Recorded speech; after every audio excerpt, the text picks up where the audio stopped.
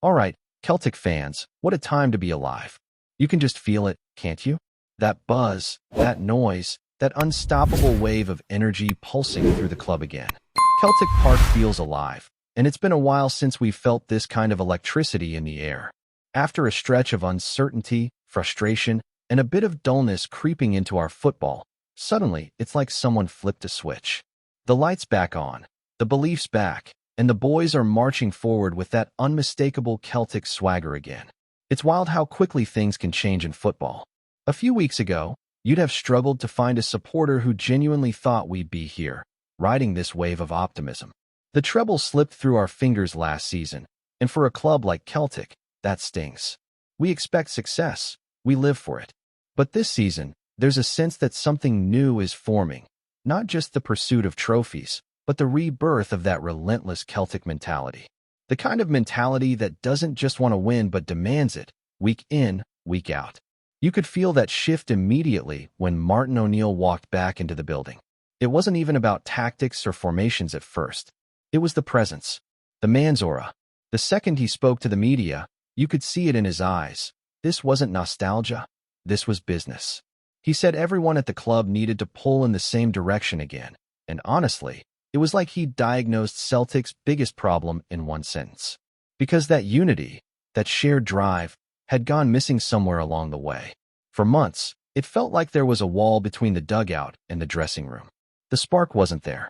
Players looked like they were going through the motions. Fans were losing patience, and the connection that makes Celtic so powerful had faded. But fast forward to now, and you can see the change. You can hear it. The songs are louder, the players look free, and even training footage shows something different. That bite, that joy, that determination. And that derby match at Hampton? That was the moment everything came flooding back. From the very first whistle, Celtic looked alive. Relentless. Ruthless. The kind of performance that sends a message across the country. We're back.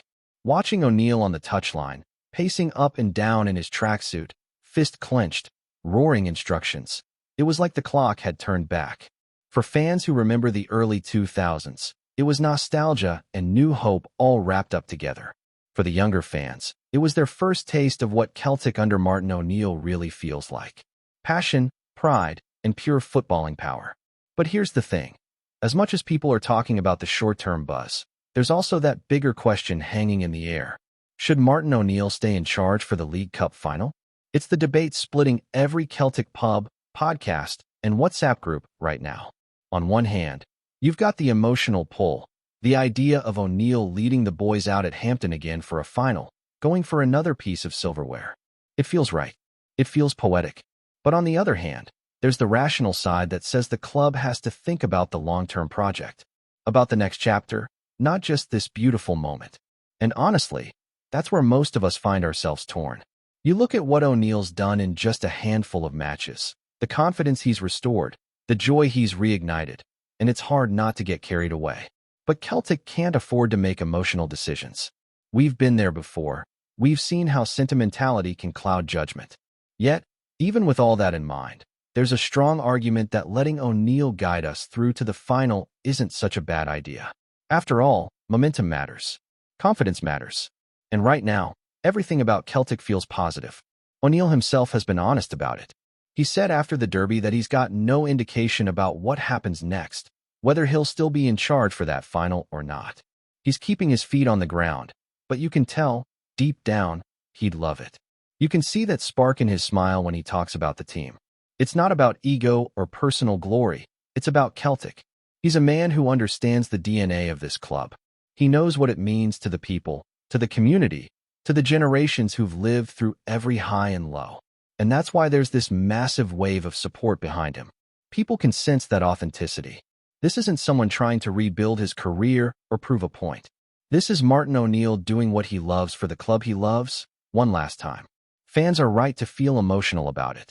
After all, football isn't just about logic and strategy. It's about connection. It's about the goosebumps you get when you hear "You'll Never Walk Alone" echoing around the ground.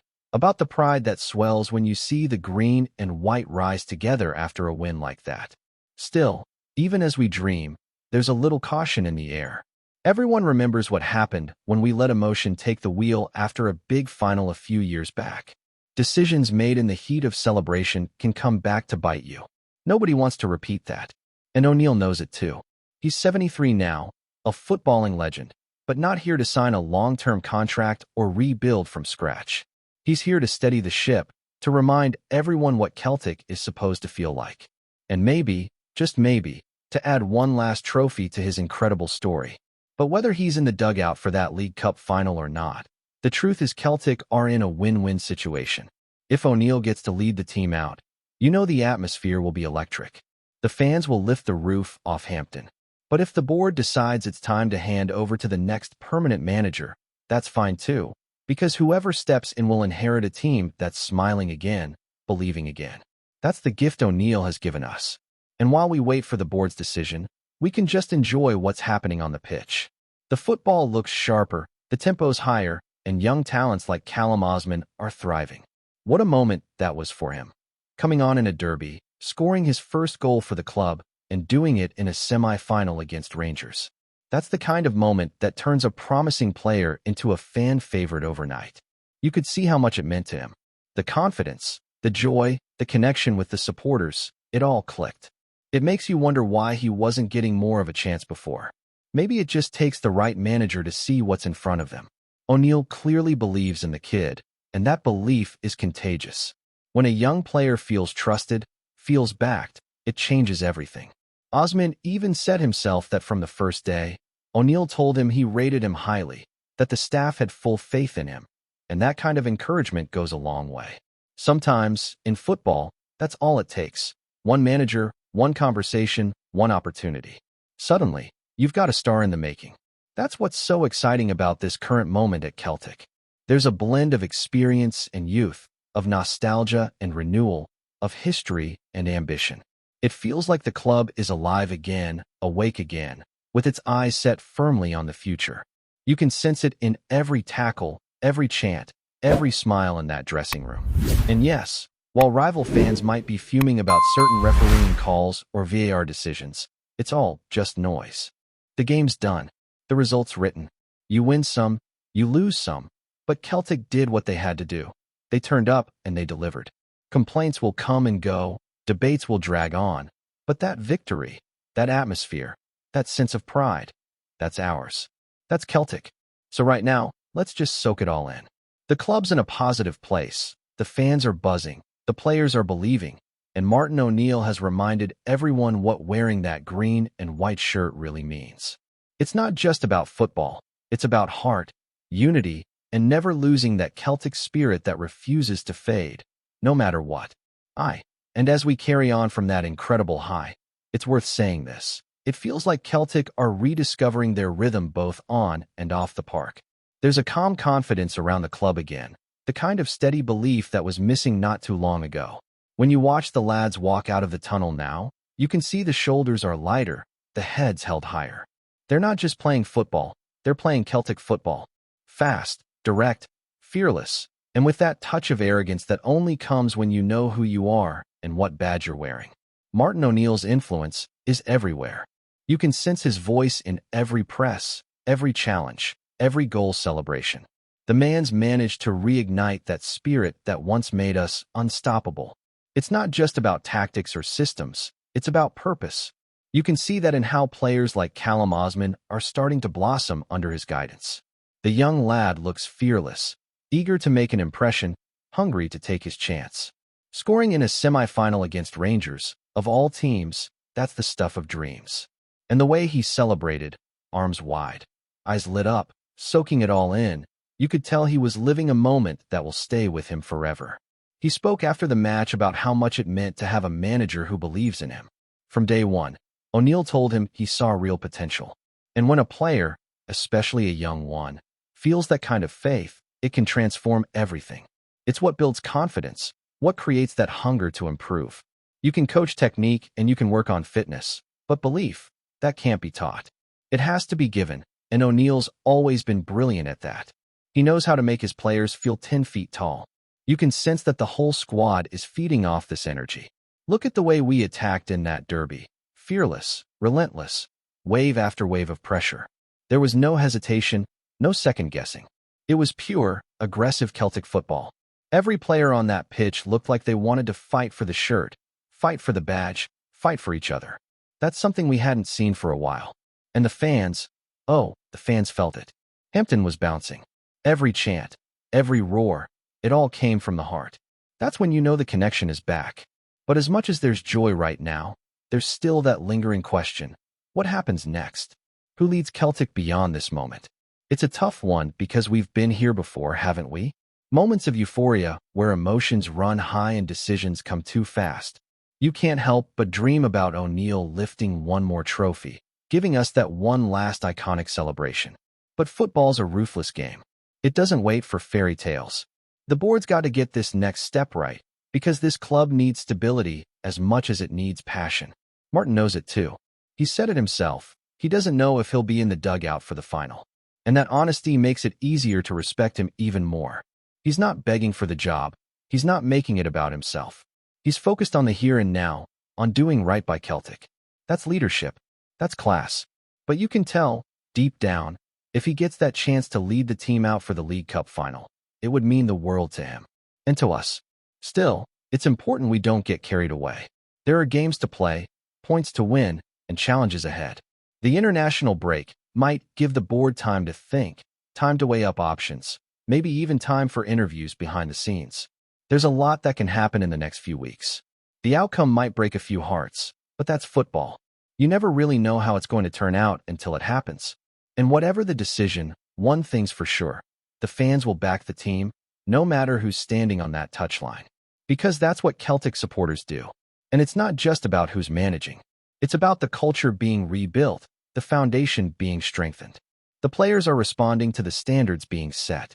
You can see it in every post-match interview, every bit of body language. There's pride again. There's belief again. Even the veterans, who maybe looked drained earlier in the season, are playing with fire.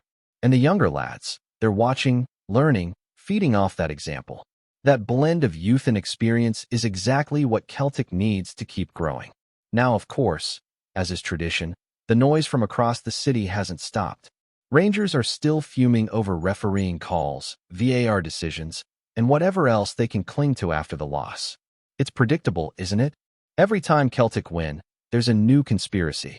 Apparently this time, it's all about Austin Trusty's yellow card and how it endangered Jack Butland. They're going to the SFA, demanding explanations, shouting about injustice. But let's be honest, it's nothing new. It's the same tired story that pops up after every Old Firm match, no matter who comes out on top. Before we proceed, subscribe to our channel and enable notifications to receive all exclusive news about Celtic FC. Don't miss any details about your favorite team. It's extremely important for Celtic FC fans. Whispers are swirling around Glasgow as a potential blockbuster in the making could see Celtic's midfield transformed beyond recognition. The talk in the corridors of Scottish football is that none other than Rodrigo de Paul, the Argentine maestro famed for his vision, creativity, and tireless work rate, has reportedly given the green light to a project that could land him at Parkhead. While nothing is yet official, insiders suggest that the player himself has been seduced by the club's ambition, the passionate fan base, and a vision that aligns perfectly with his desire to be the linchpin in a team pushing for both domestic dominance and European recognition. Sources close to the matter hint that de Paul's arrival would give Celtic a level of midfield sophistication rarely seen in the Premiership. Known for his ability to dictate tempo, pick out the killer pass, and contribute crucial goals from deep, he could be the spark that transforms Ange Postecoglou's side from a team that grinds out victories into one that orchestrates matches with flair and intelligence. Imagine the Argentine pulling the strings behind the attack, linking effortlessly with the likes of Rio Hatate and Lille Abada, and suddenly Celtic's midfield isn't just competitive, it's formidable. The buzz has been fueled further by murmurs of advanced discussions and an openness on de Paul's part to embrace a new challenge in Scotland. While some question whether the move could actually materialize, others argue that the timing is perfect. Celtic are on the rise, their project is bold, and the chance to leave a mark in Europe while captaining a midfield that could dictate games week in, week out might be too tempting for the 29-year-old Argentine to resist. Fans are already speculating wildly, imagining the green and white army singing his name, while pundits are dissecting how his presence might reshape tactics. Could this be the coup that finally bridges the gap to Rangers, or even sends Celtic on a run to silence doubters in Europe? If the rumor proves true, DePaul's signature wouldn't just strengthen the squad. It would announce that Celtic means serious business. The city is abuzz, the whispers growing louder, and one thing's certain. Should this deal come off, Scottish football is in for a proper spectacle. Hello, fan. Don't forget to like and subscribe to the channel, as it means a lot to Celtic FC. Also, share your opinion about the news in the comments below. See you in the next video.